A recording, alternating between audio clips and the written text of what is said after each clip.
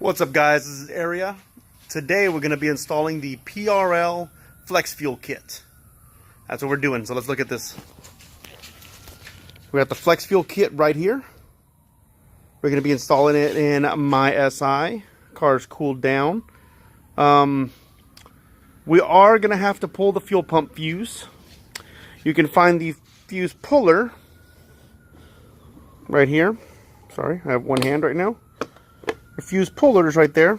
Your white fuse puller. I'll grab that off. Okay. What I did to make sure the car turned off on its own is I opened the tank. I always do, just to relieve pressure, but that's like an old school thing. We don't have gas caps anymore.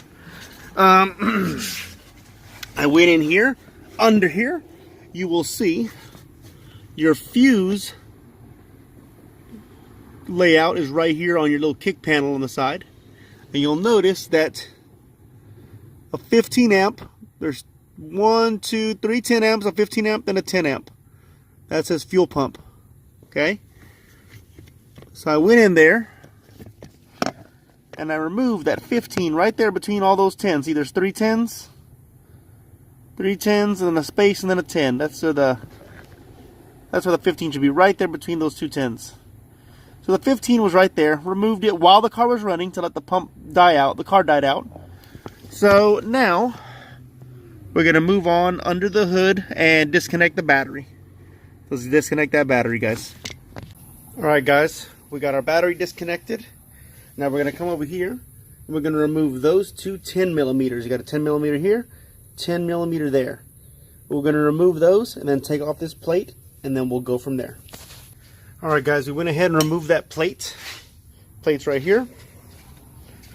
Bring it off to the side, out of the way. Just throw it in there for now, out of the way. The bolts that were in there, I went ahead and just screwed them back on here, just because we're going to, I want to keep the bracket together. So the next two things is getting this fuel line out of the way. So first thing is, you want to pop this fuel line out of here. Pop it out of there. It's out of the way. Boom. Okay. Next thing is this clip right here. Okay. Now what you're going to need to do is you're going to get a little screwdriver like this. Okay. Directly under here, right under here, you're going to push upwards. Okay. And it's going to release this clip. See this little tab right here? That little tab right there? Oh, let me see if I can. That one right there. See that? I'm pushing up on that, and it releases this upward. See that? Now we can pull the fuel line out of the way, and we're going to remove the bracket right there. See those two 10s? We're going to take those two 10s out and remove that bracket out of the way. And that's where our PRL Flex Fuel Kit will be going. So let's do that. Okay, before I completely remove it, I want to show you what I did. I grabbed the fuel line and I tucked it underneath the bracket, so I had a clear shot at those two bolts. You can see them clearly now. So now I have one hand, which sucks. But I'm going to undo this bracket. Let's see if I can do it with one hand. Or not.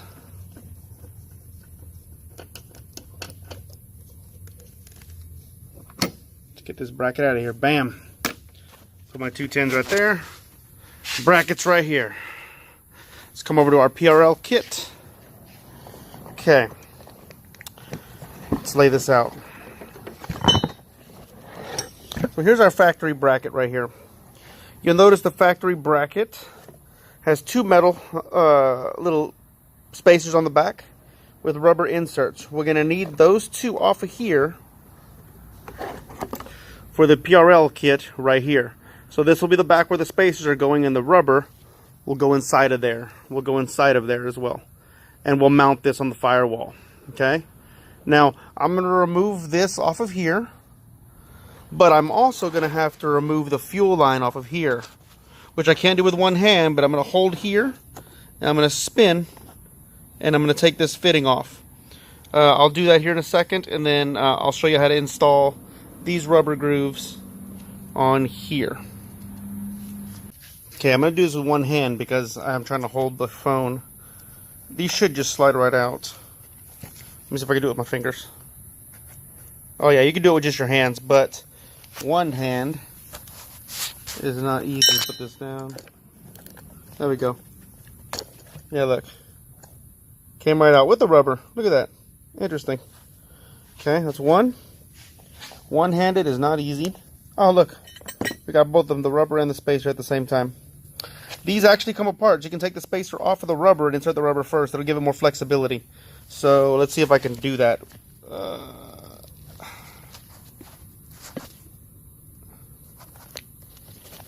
Okay, I can't do it with one hand, guys. But I need to separate the spacer from the rubber. And it just basically peels apart right between the groove right here. Peel it apart. The rubber will come off separately from the spacer. So let me go ahead and do that. Okay, so you'll notice these have a little groove on them. I'm not going to be able to do this with one hand, but you'll notice these have a little groove on them. Okay? This side right here was the side that had the spacer on it. So, for instance, this one's already in. Spacer goes in next. Done. Here also, you got to go a little bit at a time. So you got to wedge it in one way and kind of work with it.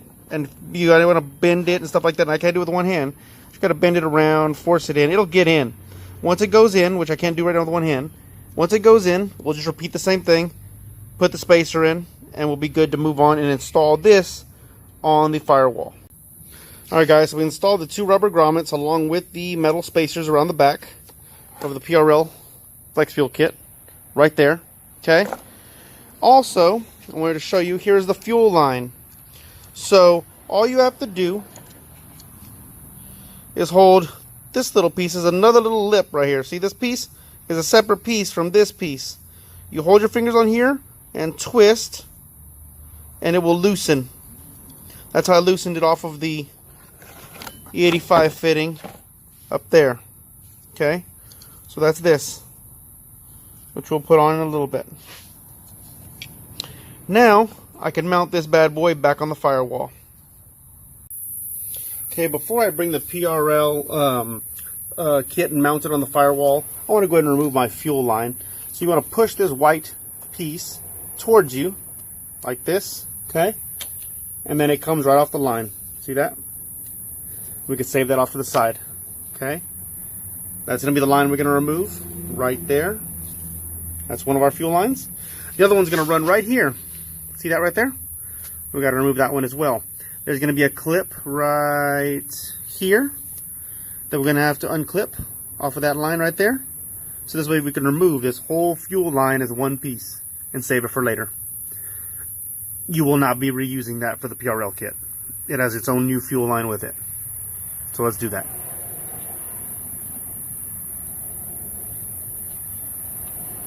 Okay, next we got to remove this clamp right here. So what you want to do is, right here on this side, right there, you're going to push right in here. There's a little tab, and then this will pop up. See that? That's the tab you're pushing on right there. But from the bottom right here, you're pushing it, and then pulling up, and that will expose our line to be removed. Okay. Next, we got to remove that same white clip like we did a few seconds ago. Let me see if I can do it with one hand. Kind of pull it towards you. Yep. And then 90-degree it. You can't see because I can't even see with the camera in my hand. Let's see. Let's look at it. Ah, there we go. So now we're going to see how it's like that. We got to turn it this way to our right, so where it lines up with that line. See that? But right now it's not lining up. So let me see if I can get it with one hand. Got it. Got it. Like that. It's out. Now a fuel line there. And a fuel line there. And you got to be careful because there, even though you try to release pressure by letting the car run and pulling the fuel pump fuse, fuel could still come out. So I do have shop rags ready to go. And I'll probably put them on there as I'm releasing the fuel line to minimize spill. So I will need two hands for that. So, but let me walk you through how you pull them off. Okay. So the way you pull them off is you will be pushing the black line inward that way while squeezing the green lines here. Then it will release back that way. So it's a push this way, pull the green tabs, and then push it all out together and save that green tab. But I'm going to need my both hands because I want to use shop rags to catch any spills that may come out. So let's do that. Okay, so there was a lot of pressure in this car still, A lot of fuel did come out, which I caught all up on this rag right here. So when I did it, I had the whole rag wrapped around it as I pulled the pin. So all the fuel spilled on the rag, and it did not spill all over my intake manifold. There's probably a drop right there, which I'll clean up. Now, you can just remove this little green pin. Okay. Put it back in your fuel line right here for safekeeping. Save it for later. Okay. We're going to do the same thing down here. Now what I did here is I already pre-laid some shop rag there, because I'm going to pull that one off next. Remember, same thing. Push the black this way, squeeze the green, push the black this way, squeeze the green tabs, and then push the whole unit out that way. And you'll be ready to go. Let's do that. Okay, now since we removed the fuel line here first, which we have more room to get shop rags around to pick up a lot of fuel, there was barely anything that came out of here. You can see the rag's pretty much dry. One thing you have to be aware of is the actual fuel line. Keep it facing upwards as you remove it, because you have to bring it up under this hose. There is still fuel inside the line that we take off. So some little bit of fuel spilled down there on my front pipe. So I will clean that up once I jack up the car and get under the car, because I have to remove the tray anyway. So I'm gonna make sure there's no fuel down there. Clean it all up. We don't want anything on the front pipe with heat, so we'll get that. Here, nothing was left, so I recommend taking off that fuel line first, then this fuel line fitting. This way we minimize how much you're spilling everywhere. So there we go. Let's pull out the rag. Boom. We're done on this part. So let's go ahead and mount up this PRL kit to the firewall. Alright guys, the PRL kit is mounted up. Okay. There's three things that are going to be coming off of it once you have it mounted up. There's a new fuel line, which you'll route under this tubing right here. Okay. And it's going to snap right back onto that factory fitting right there. And then you could clamp it on with a factory clamp, which I'll do that in a second. Next, we have the wires right here. There's two wires that are going to be coming off harness-wise. Now, on my car, the yellow wire will be going towards the passenger side of the car and should have one plug right here.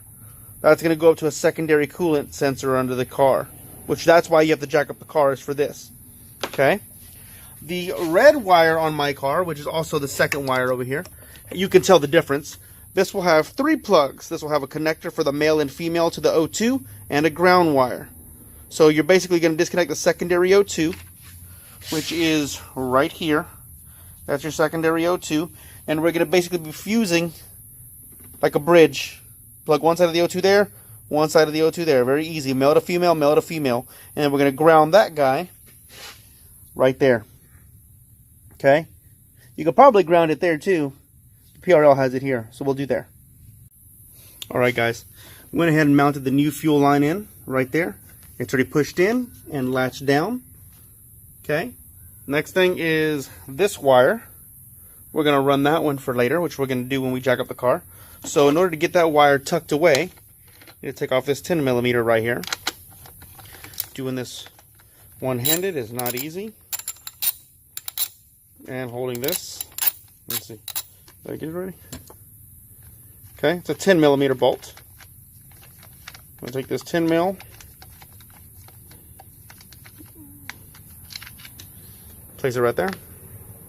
Okay, next is a clip right here. See that little clip? Push that in, and this little plastic comes up. See that? Now follow this right here.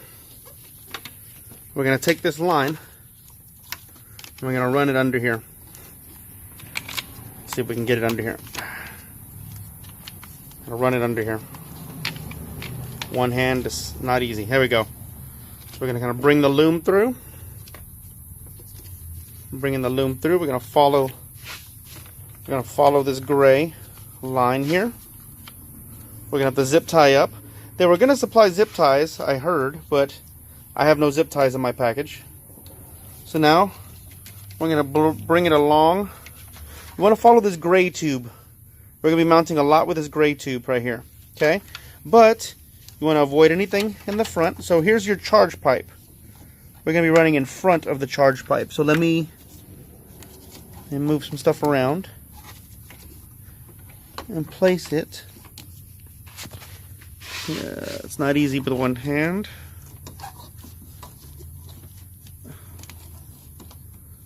Place it in front of the charge pipe. There we go. Let's see, where is... Needs to be going down there somewhere. I don't know if it went down or not. I will need the light. Let me see. Well, it's supposed to be in front of this charge pipe. We'll have to see if it went down. I can't see right now if it went down or not. So we'll get that. I probably should have put it more in front of the turbo manifold somewhere right here. I should have put it right there. But I put it more to the left, I think. So we can fix it. We can oh no, it's right there. I don't know if it dropped down though. Oh no, it didn't. Let's try again. It's hitting something right there. We'll kind of hang it a little bit, then we'll come back to it. Okay? So that part's here. I have the harness running underneath here, under here. Okay? Once you have it ran, we can snap that back in. So that wire snapped back in right there. And we're gonna be zip tying it to this gray loom here. We're gonna follow this gray loom down, okay, down to the front, in front of the charge pipe, which we'll get there in a little bit with zip ties. We'll clean it all up. This other harness right here, we're gonna run along the intake manifold underneath all this, come around the wiring back here, and bring it up here to the front, okay? Because the secondary is right there, secondary O2. So we're gonna go ahead and get that loomed up. Not loomed up, get it wrapped around over here. Okay guys, so I have this wire ran like we talked about a few seconds ago. I'm gonna zip tie it and clean it up at the end. I always wanna make sure I clean it up at the end, so always make sure you have enough slack to plug in down there. Okay? Your other wire, I went ahead and ran it as clean as I could underneath here, underneath all these hoses, underneath here. I actually went underneath the harness right here, underneath that harness under there, wrapped it around underneath here as well, underneath the wires, and then I brought it to the front. Then you connect male to male, female to female, okay? And here's the other part, and you can slide it. I slid it off of this metal clip right here, okay? There's a tab right on top, so you can just lift up and slide it off that metal. So what I'm going to do now, I'm just going to slide it right back on. There we go. Back on, secure like stock. There's our ground, which we're going to put in right there where that tin is. So I'm going to go ahead and install that ground, and then we'll have to jack up the car and plug in the last plug. So let's do that. Okay, so we went ahead and put that on. I went ahead and turned it to the right like this, so it doesn't get caught on this lip. There's a lip right here. If you start tightening it down, you'll start bending the pins and stuff right here on this lip.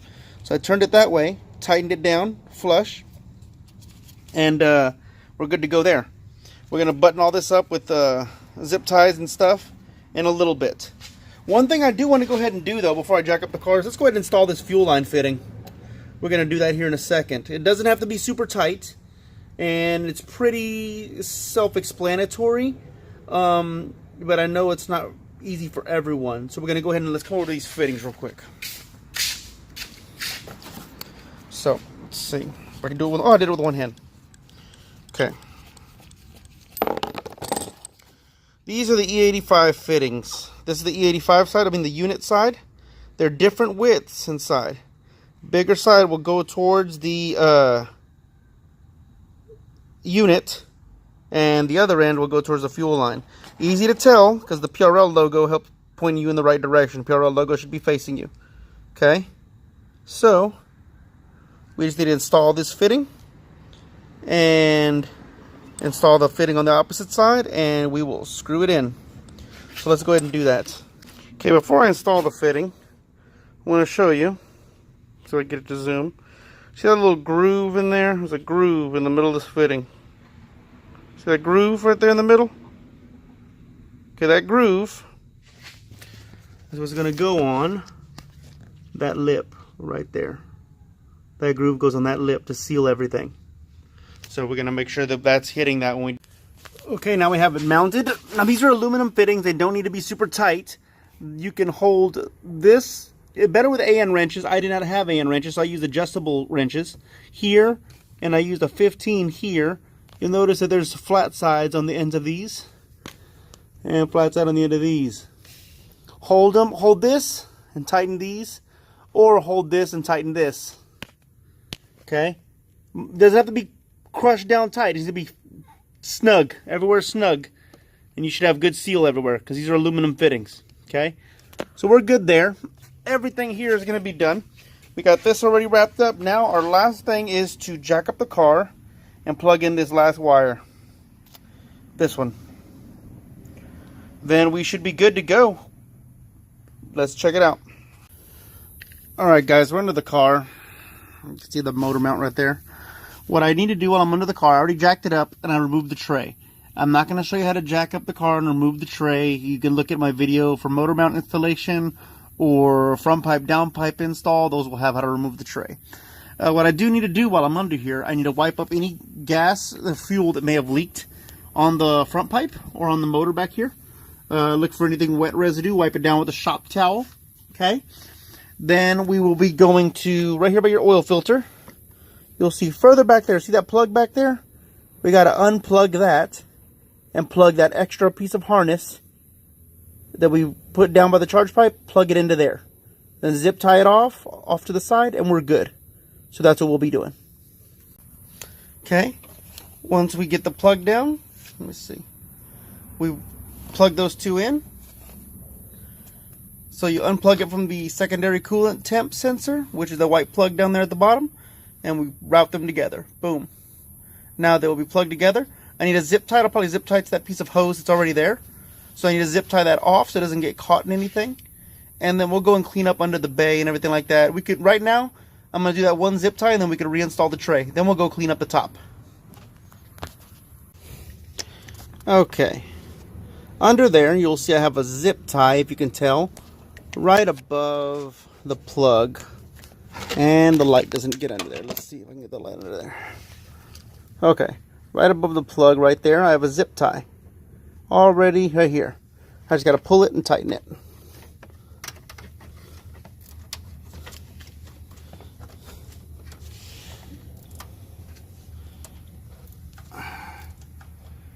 Okay. So, I zip tied it to an existing wire that was already there. See that wire that's there?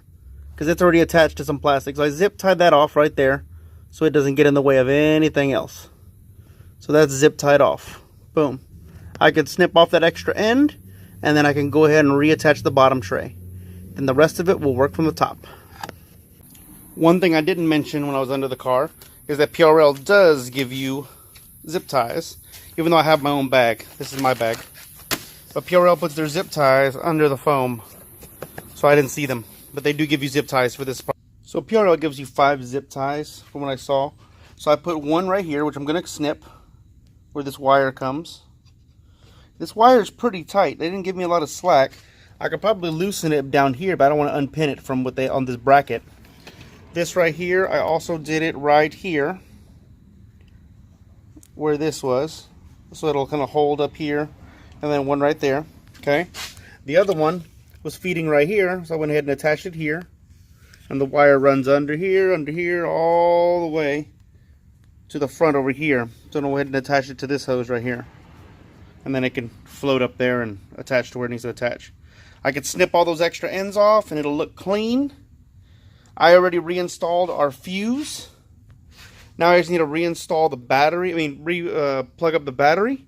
And then the rest is in K-Tuner, guys. And we're good to go. So what I'm doing right now is I am loading up my TSP Stage 2 tune. And I turned off the catalyst efficiency, which is the P40420 code.